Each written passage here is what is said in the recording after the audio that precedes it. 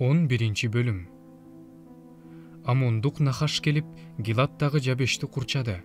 Ошондо Жабештин бүт тургундары Нахашка биз менен келишим түз, ошондо биз сага кызмат кылабыз дешти. Амондук Нахаш аларга: баарыңардын оң көзүңөрдү чукуп алып, бүт Исрайылды маскаралап туруп, анан силер менен келишим түзөм деди.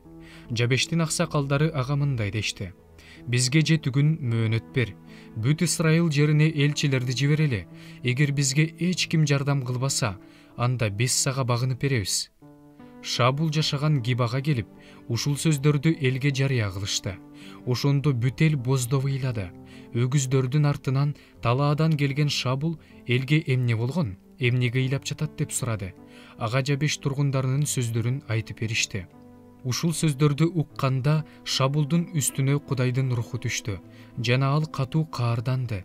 Анан ал кош өгүздү алып, аларды жиликтеп бөлүп, ошол элчилер аркылуу Исрайылдын бүт жерине мындай деп айттырып жиберди: Шабул менен Шемуэлдин артынан барбагандардын өгүздөрү ушундай болот. Ошондо элди теңирдин коркунучу басып, баары бир кишидей аттанышты.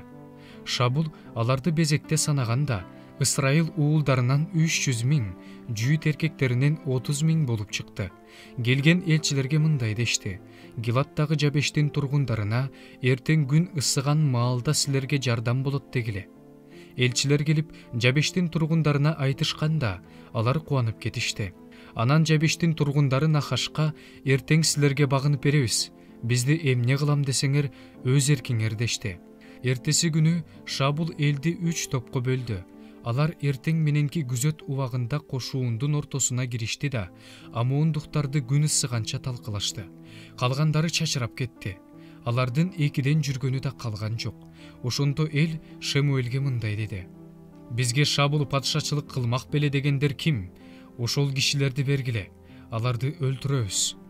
Бирок Шабул мындай деди: бүгүн эч кимди өлтүрүүгө болбойт, анткени бүгүн Теңир Исрайылды куткарды. Шемуэл элге: Гилгалга баралы, ошол жерде падышачылыкты жаңыртабыз деди. Бүткүл эл Гилгалга барды да, Гилгалда Теңирдин алдында Шабулду падыша көтөрүштү. Анан ошол жерде Теңирдин алдында тынчтык курмандыктарын чалышты. Шабул менен Исрайылдыктар ошол жерде аябай көңүл ачышты.